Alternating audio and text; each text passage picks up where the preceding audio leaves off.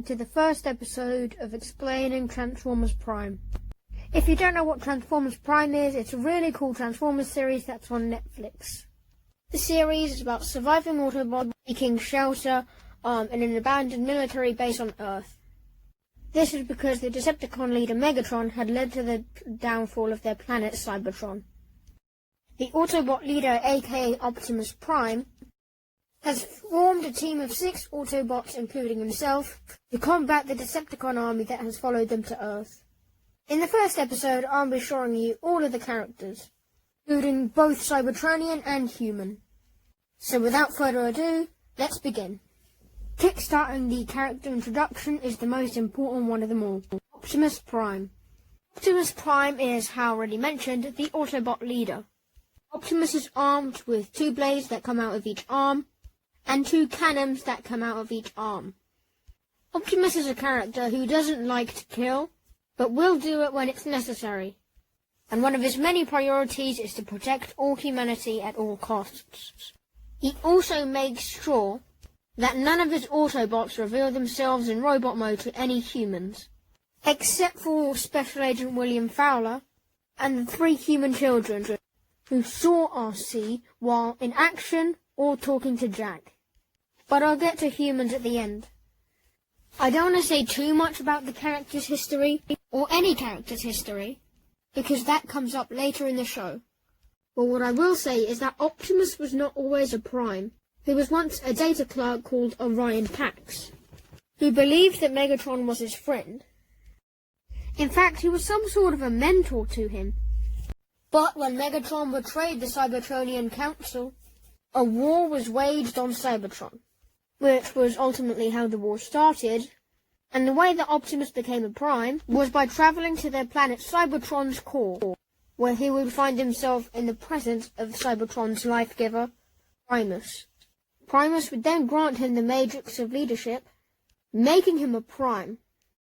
And because Primus probably knew that there was a war going on, he would make Orion or Optimus taller, arming him with the blades that he has today, and the cannons. And I don't know this for sure, I think he also gave Optimus or Orion a vehicle mode. This vehicle mode would be a semi-truck that would match his colour scheme. Speaking of, let's get into Optimus Prime's vehicle mode. In Transformers Prime, Optimus Prime's vehicle mode, or alternate mode, was a Freightliner FL86 cab-over semi-truck. With this vehicle, Optimus could also have a trailer attached to him, and this happened at least 3 times throughout the show, yet again matching Optimus's red and blue colour scheme. And with that, that's pretty much it for Optimus's vehicle mode.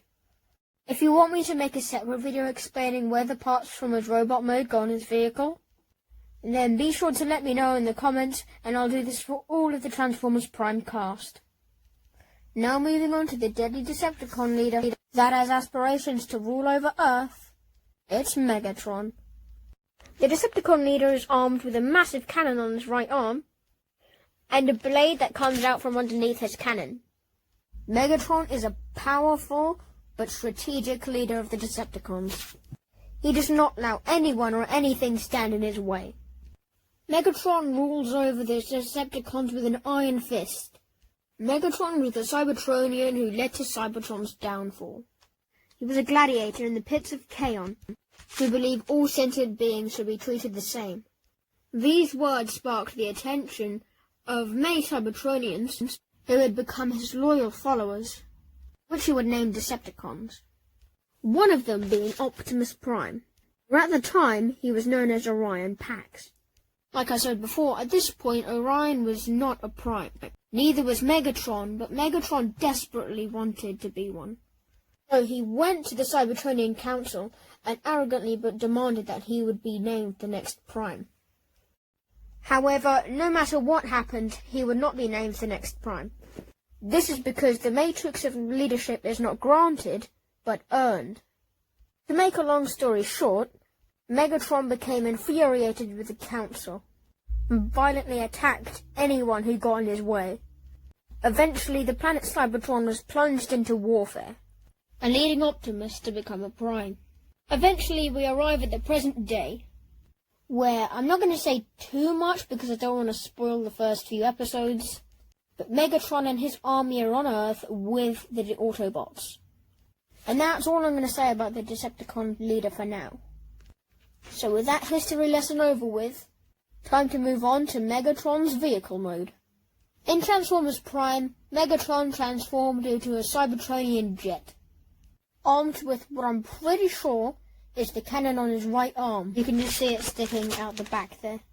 Right in front of that is Megatron's head.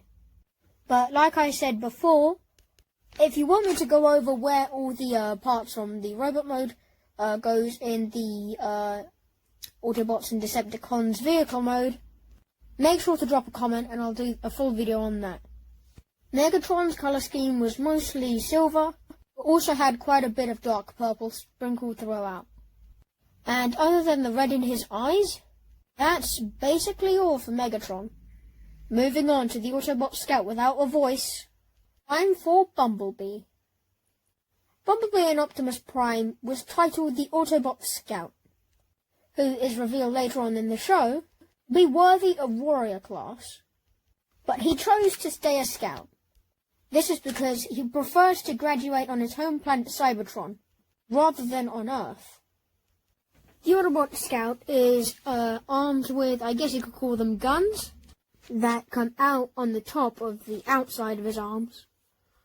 Other than that, B has no other weapons. Also, like I said before, the young Autobot Scout lost his voice box during the war for Cybertron. The way he lost it, though, was by Megatron. And like Optimus and Megatron, I don't want to say too much as to not spoil what happens later on in the show. But long story short, his voice box was crushed by Megatron, and the Autobot medic Ratchet saved his life and did what he could to his voice box. Also, I'll be getting to the Autobot medic Ratchet later on. So on Earth, Bumblebee has to speak in bleeps and bloops for his teammates to understand. And also his human companion Raphael can understand him somehow. It's never explained in the show, but I'll have a theory on it out soon. And like I said before, Bumblebee is the guardian of the human child Raphael Esquivel, which I'll be doing later on in the video. In fact, I'll be doing all of the humans' characters separately so you can understand them better, basically. I'm not entirely sure, but I do think that Bumblebee was created during the war. Like I said, I'm not sure, but I do think so. And with that out of the way, let's move on to Bumblebee's alternate mode. Now, from Optimus and Megatron onwards, I just want you to keep in mind that finding their vehicle modes is getting harder and harder. But after doing quite a bit of digging, I'm pretty sure Bumblebee is a Camaro. As in the same Camaro from Revenge of the Fallen. And if you don't know what Revenge of the Fallen is, it's the second Transformers live-action movie. Anyway, during the series, his fellow Autobots and even the Decepticons refer to him as the Yellow Muscle Car. But what is different from the live-action movie version of the car? Is that thing that he has on his bonnet or hood? I'm not quite sure it is, but if you could tell me in the comments, that would be appreciated. I'll put that in the next video if I do find out. But what I find strange is that he can't use the radio to talk like the live-action movies. And what I find even stranger is that he can beep and boop while in vehicle mode. What I mean by that is, because obviously he lost his voice box, he can't speak with his regular voice. So like I said before, he just speaks in bleeps and bloops. But if he can do it in his vehicle mode while he's driving, that means he can make his voice even louder even though his voice box has been crushed. So I might make a theory on why that is or how that happens. But for now, we have to accept it as canon. Also, just pointing out, Bumblebee has blacked out windows on the side and on the front. Moving on to the Decepticons' treacherous first lieutenant, it's Starscream. There are lots of things about Starscream that I want to talk about. But like Bumblebee, Megatron and Optimus, I'll start with the weapons. First of all, and most obvious, Starscream has a rocket on each arm, which he can also fire while in his jet mode, which I'll get onto once I'm done talking about his robot mode. Also, what I find weird is that he can transform his arms into, like, cannons, I guess you could say. Even though he's got rockets on the side of his arms. You'll see what I mean if you actually, like, watch the show. But I just personally find it kind of strange how he can do that. These aren't technically weapons, but Starscream can use his really long and sharp fingers as a weapon. And he does quite a bit during the series. Something else I'd like to mention about Starscream. When I first watched the show, I thought Starscream was a female. And other than the voice, he could actually be, like, considered as a female. But he obviously isn't. It's just a thought I had when I first watched the show. But here's some backstory on the treacherous second-in-command. During the war for Cybertron, Starscream was the famous leader of the Seekers. And if you don't know what the Seekers are, I'll just give you a long story short of them. They were a large squadron of Decepticon aerial troopers. They were the face of air superiorities for all Decepticons. And I'm pretty sure that before the war, Starscream was a military general. But despite his brave, military titles, he is still a coward. And that is evident throughout the whole show. And here's a fun fact about Starscream. In the show Transformers Animated, that was made in 2007, the whole of the Seekers were just recolors of Starscream. And that's what they originally were in the G1 cartoon. And the G1 cartoon, it was the first Transformers cartoon ever, but I'm getting off track here. But every Starscream recolor was like a personality trait of his. For example, one was cowardice, one was egotistical, and overall there's about 20 Seekers. But anyway, I'm getting off track here. So with that brief history lesson and some fun facts, let's move on to Starscream's vehicle mode. Now, like I said before with Megatron, Bumblebee and Optimus, the characters after them were quite hard to find their vehicle modes. But I'll go do some research and I'll put the text up on the screen right now. But yeah, that's Starscream's vehicle mode. But like I said, after Megatron, Bumblebee and Optimus, it is a bit more difficult to find their vehicle mode. And because obviously in the live action movies they used actual cars and actual jets for it, it was easy to find the vehicles. But for these, some of them may not even exist. Hence why Megatron is a Cybertronian jet. Anyway, with that out of the way, like I said in Starscream's vehicle mode, you can see a rocket under his wing. And you can't see the other one because it's on the other side. But what I find quite strange is how Starscream has a thruster at the back of him. And I don't know where he gets it from. Because I know what's it called, at the back that's on top of it, comes from his feet combining when he transforms. But I honestly don't know where he gets the thrusters. But if you do, please let me know in the comments. Maybe it's from his feet as well, I don't know. It makes sense. Also, if you saw Starscream's vehicle mode, you would notice that on his chest there is no blacked out, like, window. Like where the pilot would be. If you check on his chest, there's no blacked out window there. But if you look on the back of him, you can see the blacked out cockpit window. I think that's what it's called anyway. And this isn't about Starscream's vehicle mode, but because this video is already going to be quite long, I'm going to try go more briefly over the next characters. Also, quite a few of the following characters I don't have too much of a history on, because for some of them it doesn't really explain what they did before the war and during the war on Cybertron. But if I do, I'll try and make it pretty hasty, because this video is probably going to be over 20 minutes long. But with Starscream's vehicle mode out of the way, time to move on to the next character. Next up is the brave Autobot medic, Ratchet. In Transformers Prime, Ratchet had quite a different design to what he usually has. Previously, in the G1 cartoons, he was like white and red. In the live action movies, he was green and yellow. But in Transformers Prime, he is now orange and white. Like I said for Starscream, I couldn't find out exactly what vehicle he is, but I just know he's an ambulance. So I hope that's good enough. Ratchet is an ambulance. So now we're going to move on to his tools.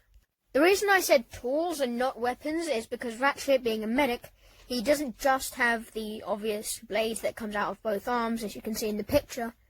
He has other things too. So obviously, he has the 2 blades, we got that over with. The other one, which I find quite interesting, is you can open up his right arm slightly, and he can see all the Autobot life signals, and if they're faint, if they're high, if they're offline, then that means they're dead. He also has some other kind of thing in his arm, but I don't know what it's called exactly, but I'll just flash an image up on screen now. So yeah, if you know what they're called, like I said before, please drop a comment and let me know. But for Ratchet's backstory, it's pretty easy. Before the war, he was a medic. During the war, he was a medic. And now on Earth, he is a medic. But now on Earth, where the show is taking place, he's become a sort of engineer. You know, kind of like the G1 Wheeljack. Ratchet also now serves as Optimus Prime's second in command.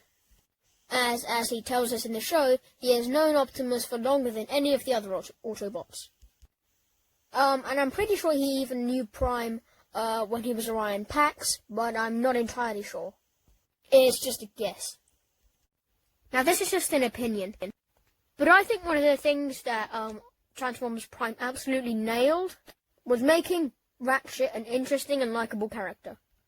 Not to mention that a lot of his scenes and appearances were very relatable to the viewer while watching. And we, as the viewer, get to, feel so stressed for him when he is forced to hang back in the base while his Autobot comrades could die, and he is left powerless to do anything. Also, some of the episodes when he is the only one left, and he's the only Autobot that can do anything because the Autobots or something's happened to them. I just think they're really cool, and this is my favourite Ratchet of all time. Moving on to Ratchet's vehicle mode. Now, first thing I want to mention is that Ratchet is actually the size of a regular ambulance, and his vehicle mode is the size of an upcoming character called Bulkhead, even though Bulkhead is much larger. So the proportion in his vehicle is a little strange, but I think it does work.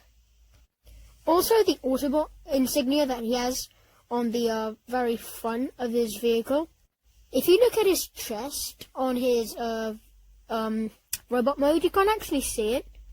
But what you can see is the windows. So what I'm guessing happens is the windows go to the sides, and it reveals the silver Autobot insignia that then gets put on the front of his vehicle.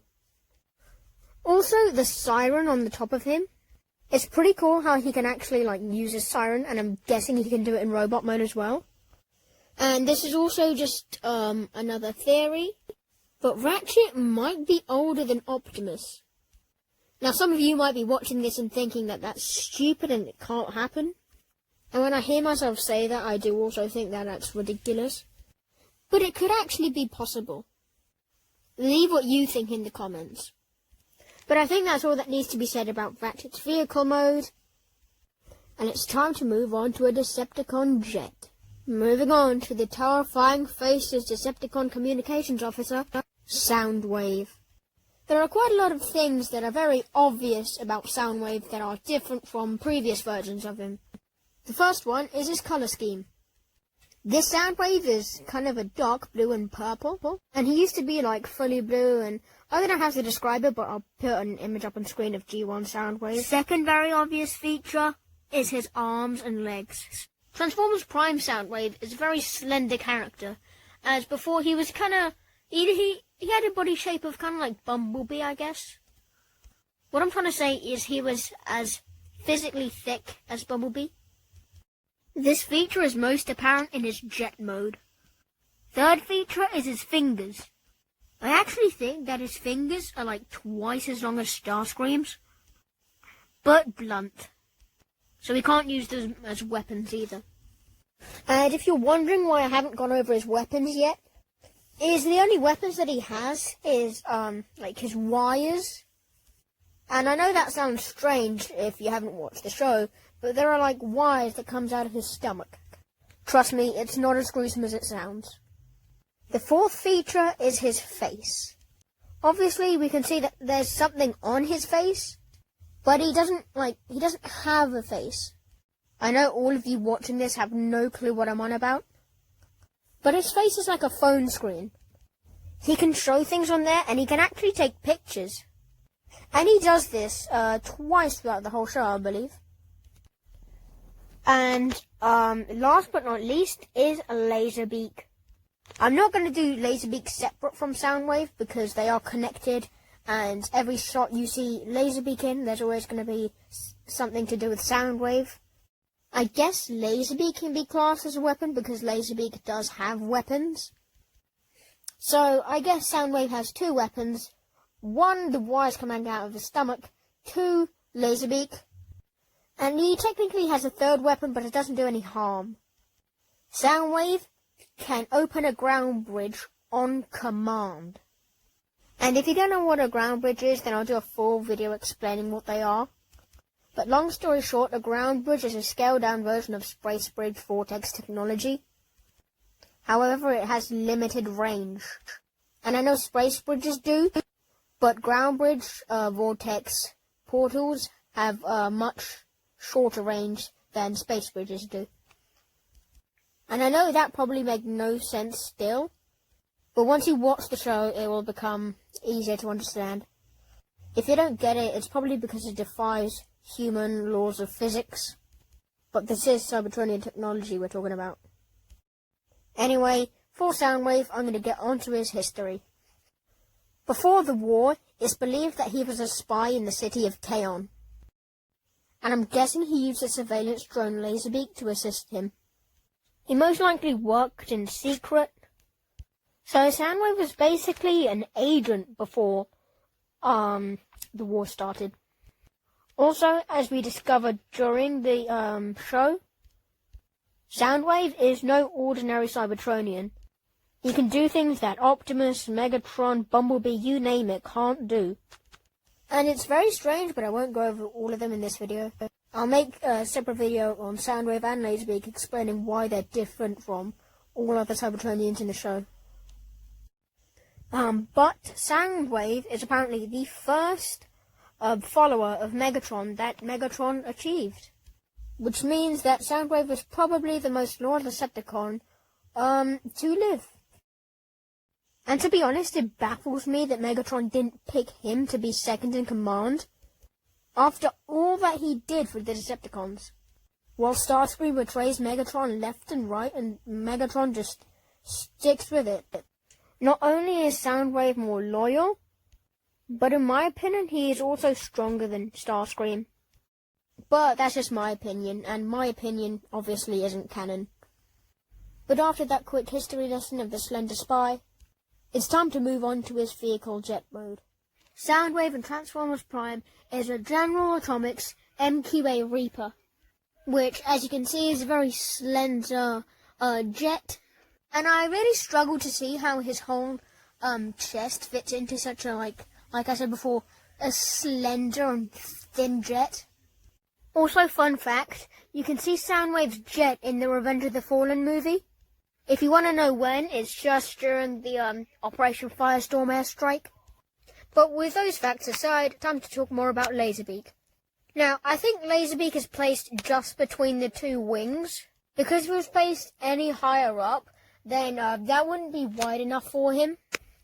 And in the show, we do see Soundwave ejects Laserbeak, and he is near enough the middle. Obviously, the bottom middle. Also, I'm not sure if Soundwave can extend his wires while he's flying, because I haven't seen him do it during the show, and I think that's because he just can't do it in general. But the other questions of can he open ground bridges while in jet mode, I'll make a theory on that later in the series, just because I don't want to say too many spoilers just in the character introduction video. But with Laserbeak and Soundwave said and done, I think it's about time we move on to the next Autobot. Now it's time for the comedic Bumblebee recolor. Cliffjumper. If you've ever heard of Cliffjumper before, it's probably because he's a remake of Bumblebee, as because the G1 toy was just Bumblebee recolored and renamed to Cliffjumper. But I love how the developers of Transformers Prime chose not to completely recolor Bumblebee, because to be honest, the design of Bumblebee, if they recolored that and called him Cliffjumper, that would look super weird. But regardless, let's get into Cliffjumper's weapons. Okay, so the first weapon that almost every Autobot has is he's got cannons inside his arms. But these cannons are sort of tri-shot cannons. And his horns aren't weapons. I think he was just made with them. But the reason I called him a comedian is because in Transformers Prime, he is known for his smooth talking. He uses his ability to distract others with his puns quite a lot in the show. But what I find surprising is that how G1 Bumblebee and G1 Cliffjumper both had horns, because the original Bumblebee was made with horns, but the Bumblebee recolor is the one that has horns and not the original Bumblebee. But I do think it's all the better for it, and that if this Bumblebee had horns, it would just look weird. And obviously Cliffjumper's colour scheme is red. And in his robot mode you can see quite a lot of black and silver. That's just because he obviously had to transform into his robot mode, which I'll be getting onto shortly. So one thing you can notice by looking at him is that his arms are quite chunky and his chest is decently thick. And the reason his arms are thick is to fit his tri-shot cannons in them. But Optimus Prime's arms were quite long, so that he could fit his two connected cannons in each arm. And you might not know what I'm talking about, just because you haven't seen the show yet, but if you continue watching the series, you'll soon know what I mean. Before the war for Cybertron, I do think that Cliffjumper works in the entertainment department, possibly as a stand-up comedian. And I know this sounds crazy because this is massive alien robots we're talking about here, but Cybertron was a bit like Earth when it came to occupations. This was explained in the Covenant of Primus book. Cliffjumper was also part of Optimus Prime's unit during the war. This means he directly served under Optimus during the war. Also, a bit of backstory on how he got to Earth. The way he did it was he ran through a space bridge which was about to blow up with the Autobot RC. Speaking of RC, she is the Autobot that I'm going to be doing next. Personally, I think that's enough said about Cliffjumper's robot mode. Time to move on to his vehicle mode. Okay, so after doing quite a bit of digging, I found out that Cliffjumper's vehicle mode is a Dodge Challenger. Personally, I think Cliffjumper's alternate mode and Cliffjumper's robot mode match together perfectly. Also, just a small piece of information, Cliffjumper was voiced by Dwayne "The Rock" Johnson. And if you're still watching now, make sure to stay tuned for my next video where I'll make a theory on something about Cliffjumper. I won't spoil it yet. Just remember, the show started up in 2010 and ended in 2013, which is when I'm pretty sure the movie came out. But I don't know if I'll do a video explaining the movie, and besides, that's going to take so much time. So if I do explaining the movie, that'll probably be in at least a year. But anyway, back to Cliffjumper. If you look at Cliffjumper's chest in robot mode, you can see quite a lot of the vehicle parts, and you can also tell exactly where the head goes, as you can see the horns on the front and the horns on his head. Also in the first episode, I'm pretty sure all Autobots and Decepticons that are cars can do this. Cliffjumper seems to have some sort of radar that detects Energon, where a sat-nav would be in a usual car. Oh yeah, and if you are completely clueless about Transformers, Energon is their life source, which I did mention a bit earlier. But I think that's enough for Cliffjumper. Moving on to our next Autobot. Next up we have the two-wheeler that leaves a mark, RC. Now, RC is armed with two blades that come out the side of her arms, and her arms can transform into small cannons. Now time for a bit of backstory on the character. But first I have a fun fact. RC is the only female Autobot throughout the whole show. Anyway, RC worked in a separate unit during the war for Cybertron. What I mean by this is, he didn't serve under Optimus Prime.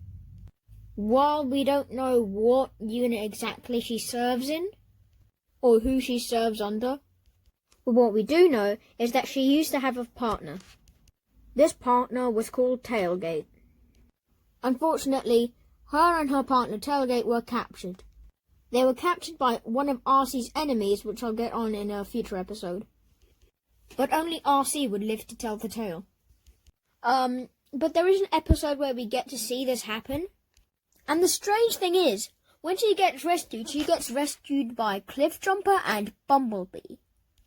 Even though Cliffjumper and RC served in separate units. So yeah, I don't know what this is about.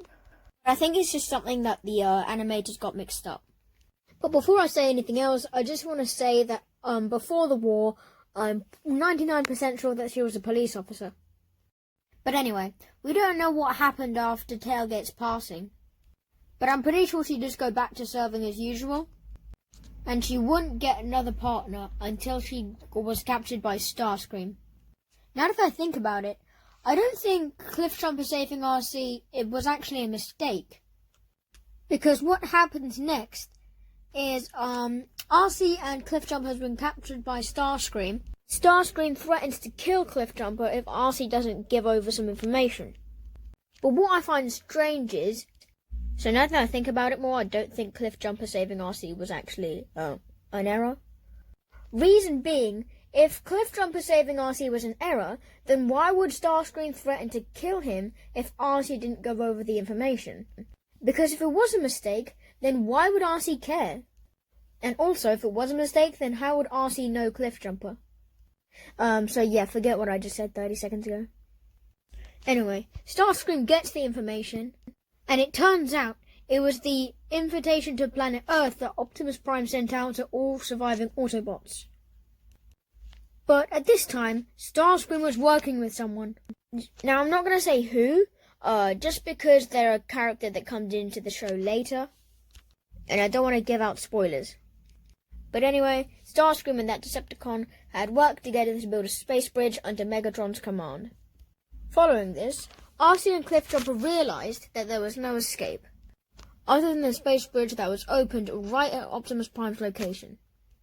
So they jumped through the space bridge, and it exploded behind them.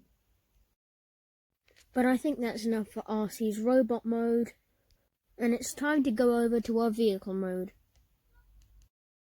Okay, so I wasn't actually able to find what her motorcycle is called. So yeah. But something I just want to point out is how small the tire in RC's back is, but how big it is in vehicle mode.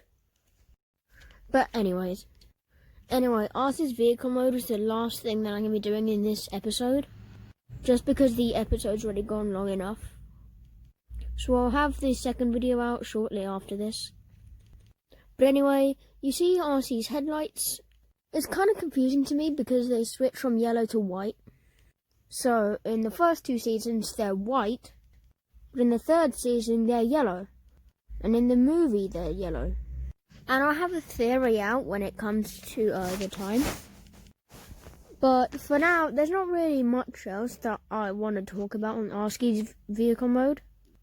Except for the fact that you can't see a seat anywhere on her vehicle mode. So I don't know where that appears from. Perhaps it just magics out of nowhere. But anyway, thanks for watching and goodbye.